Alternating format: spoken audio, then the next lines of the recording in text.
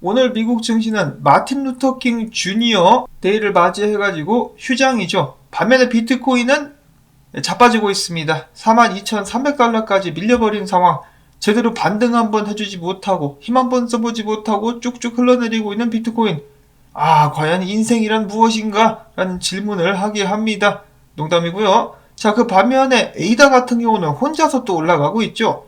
에이다 관련 소식들 뒤에서 계속해서 또 알아보도록 하겠는데, 일단은 비트코인 소식 먼저 한 번씩 보도록 하겠습니다.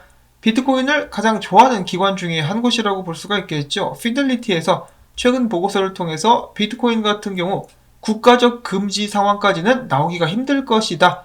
만약에 정말로 금지를 시킨다? 그러면 많은 부와 기회를 잃어버리게 될 것이다 라는 경고성의 보고서를 출시하게 됐었다고 합니다. 그들은 이야기하기를 한 국가가 비트코인의 펀더멘탈에 동의하지 않더라도 그들은 보험의 한 형태로 어쩔 수 없이 비트코인을 일부 취득할 수밖에 없는 상황이 오게 될 것이다.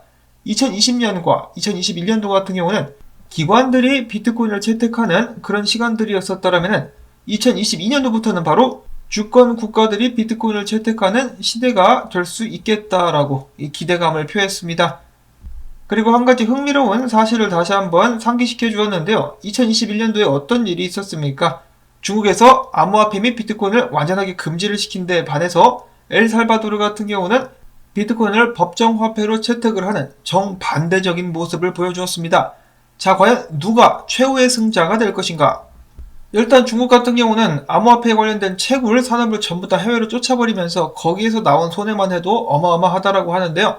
반면에 엘살바도르 같은 경우는 지금 비트코인 가격이 떨어지면서 약간 물리는 그런 모습이 연출이 되고 있습니다. 그럼에도 불구하고 엘살바도르의 비트코인 법정화폐 도입은 약간의 성과를 내고 있기도 하다라고 하는데요. 해외에서 송금을 할 때 비트코인을 통해서 하게 됨으로써 웨스턴 유니온에 의지하지 않아도 되게 되었다라는 것이죠.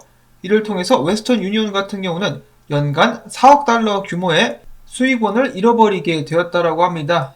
자, 근데 웨스턴 유니온 같은 경우도 정말 좀 추잡한 것이 이렇게 가난한 나라에게서 매년 4억 원 정도를 이렇게 삥을 뜯고 있었다. 자, 물론 서비스를 제공하긴 하지만은 이 바가지를 씌우고 있었다는 것이 다시 한번 실감이 나는데요. 아주 그냥 생 양아치 같은 놈들입니다. 길거리 건달 같은 놈들, 웨스턴 유니온 하루빨리 망할 수 있기를 바라봅니다. 자, 그런데 치보 월렛에서 비트코인이 도난당하는 사태가 발생하기도 했었다라고 하는데 그 문제는 엘살바도르에서 어떻게 잘 해결을 했는지 모르겠네요. 한편 비트코인 해시레이트 같은 경우는 계속해서 사상 최고가를 갱신하고 있다고 합니다. 쭉쭉 올라가면서 비트코인의 네트워크 보안성을 강화시키는데 가격은 그냥 술 취해서 길거리에 널브러져 있는 그런 한 취객 같은 비트코인, 인사불성으로서 정신을 차리지 못하고 있습니다. 하루빨리 일어날 수 있기를 바라보는데 이어서 스페인 같은 경우는 다음 달부터 비트코인 광고 규제를 시작한다라고 밝혔습니다. 이 정신 못 차렸죠, 이 자식들도 이거. 자, 다음으로 지난 한 주간 온체인 데이터를 봤을 때 단기 보유자들의 비트코인 보유량이 굉장히 낮은 수치, 역사적으로 봤을 때도 굉장히 낮은 수치를 기록하고 있었다라고 합니다. 무슨 말입니까? 개미들이 다 털렸다, 거의 다 털렸다라는 그런 수준이 아닌가?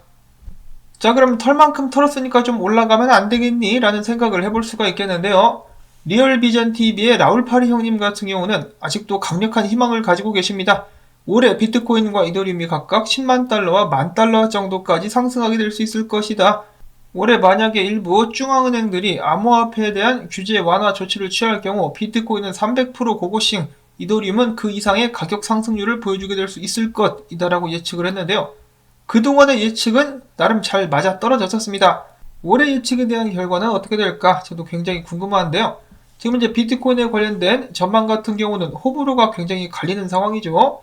이제 몇몇 포브스라든지 라울파리 형님 같은 경우는 비트코인이 올해 10만 달러까지 갈 수 있을 것이다라고 예측을 하는데 몇몇 분석가들 같은 경우는 비트코인 거품이 터지게 되면은 3만 달러를 반납하게 되면서 완전히 나가리가 될 것이다라고 예측을 하기도 하고 있다라고 합니다.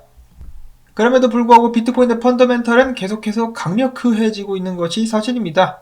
최근 뉴욕 시립대 교수 션 스타인 스미스 교수 같은 경우는 포브스의 기관 컬럼을 통해서 비트코인 기반 채권 및 배당금의 등장은 비트코인이 점점 더 메인스트림 궤도에 올라서고 있다는 것을 의미한다라고 밝혔습니다. 확실히 불과 몇 년 전과 비교를 해본다 할지라도 암호화폐 대중화는 엄청난 진전을 이뤘다는 것을 확인해 볼 수가 있겠는데요. 이 가격이 지금 좀 후달리고 있어가지고 사람들을 좀 염려케 하는 상황입니다. 자, 근데 개미들을 다 털었다라고 하니까 이번에야말로 추세 전환을 한번 기대해 볼 수도 있지 않을까요? 코인데스크 같은 경우 최근 분석을 통해서 이야기하기를 비트코인의 10주 SMA 단순 2평이 50주 단순 2평 아래로 떨어지려고 함에 따라서, 즉 이 나름의 데드크로스를 그리려고 함에 따라서 과거 데이터를 기반으로 봤을 때 약세장의 끝을 나타내는 신호일 수 있다라고 밝혔습니다. 과거에도 이 똑같은 데드크로스가 나왔을 때 25% 반등한 바가 있었다라는 것이죠. 과연 이번에야말로 반등 나올 수 있을 것인가, 아니면은 반등에 반자도 꺼내지 마라 이 자식들아라고 하면서 가격을 더욱더 떨구게 될 것인가. 추가적인 분석들을 보시게 된다면 비트코인 가까스로 철봉에 매달려 있는 햄스터처럼 추세에 걸터 앉아있는 애처로운 모습이 보여지고 있습니다. 이런 상황 속에서 비트코인 4시간 봉 볼린저 밴드가 꽉꽉꽉꽉 쪼여오면서 조만간에 큰 변동성이 나오게 될 가능성이 높아져만 가고 있습니다. 특히 주말 동안에 비트코인이 반등에 실패하게 되고 나자 반등 못했어? 그러면은 떨어지는 거야 라면서 몇몇 분석가들은 하락에 베팅을 하고 있었다라고 하는데요. 이 분석가 트레이더 SG 같은 경우는 하락에 베팅을 했는데 맞아 떨어지고 있습니다. 그가 보고 있는 바닥 구간 같은 경우는 38,500달러 선. 결국 4만 달러 선은 무너지고야 마는 것일까? 많은 사람들을 안타깝게 만들고 있습니다. 그러면서 추가적으로다가 한 대 더 때리자면은 렉트캐피탈 분석가는 저번 주 주봉 마감이 굉장히 중요하다고 밝혔었는데 결국 주봉 마감을 개똥으로 하면서 비트코인이 그동안에는 지지선이었었던 43,100달러 선이 저항선임을 확인하게 되면서 38,000달러까지 하방이 열리게 되었다라고 이야기를 하고 있습니다. 아, 진짜 무슨 남대문 열린 것도 아니고 뭐 이렇게 자주 열리냐, 답답한 상황이네요. 그와 동시에 최근 미국의 연준 이사 몇몇 놈들이 이 내부 거래를 했다가 걸려가지고 처벌은 안 받는 대신 이사직에서 물러난다는 소식과 함께 새로운 이사진들이 이제 거론되고 있다라고 하는데 매파적인 인간들이 좀 있다라고 합니다. 그래가지고 다시 한번 미국 월가와 암호화폐 시장이 긴장을 하게 되고 있는 상황들이 이어지고 있다라고 합니다. 그냥 엎친 데 덮친 격이죠. 자, 아무튼 이렇게 좀 깝깝한 상황 속에서도 에이다는 홀로 상승하고 있습니다. 이러한 상승 배경에는 에이다 덱스인 썬데이 스왑의 베타 서비스 출시가 있었다라고 하는데요. 여러가지 서비스 출시 소식 기대감에 힘입어가지고 에이다 가격은 계속해서 오르고 있습니다. 우연인지는 모르겠습니다만은 마이클 반데 폼페가 저번주에 지금부터 에이다 반등할 수 있다라고 이야기를 했는데 딱 그 시점 돼가지고 상황이 맞물리면서 계속해서 상승하고 있는 에이다. 이어서 에이다는 덱스뿐만 아니라 대세에 뒤처지지 않기 위해서 에이다 기반의 메타버스 프로젝트도 출시가 되고 있는데 그 중에 하나인 파비아라는 프로젝트 같은 경우는 벌써 가상토지의 60%가 판매가 완료된 그런 상황이라고 하네요. 그리고 또한 에이다랜드의 설립자이자 CEO 같은 경우는 최근 인터뷰에서 에이다를 굉장히 칭찬하는 발언을 했는데요. 그가 에이다랜드를 설립할 때 이더리움 대신에 칼다노 블록체인을 선택한 이유로 이더리움 같은 경우 높은 수수료와 느린 거래 속도 때문에 애를 많이 먹는데 칼다노 같은 경우는 그런 것이 없고 또한 에이다 같은 경우 숨겨진 고래가 에이다를 제어할 수 없기 때문에 진정한 탈중앙화를 이룬 유일한 블록체인이다 라고 에이다를 칭찬했다라고 합니다. 자, 2022년도도 에이다의 시대가 될 수 있을 것인가? 전세계 수많은 에이다 팬들이 열광하고 있다라고 하네요. 자, 그 다음으로 최근에 어마어마한 투자를 또 한번 유치하면서 2022년도를 대표하는 이더리움 킬러로 떠오르고 있는 니어 프로토콜이 다가오는 20일 사업 설명회 때 중대 발표를 할 것이라고 밝혔습니다.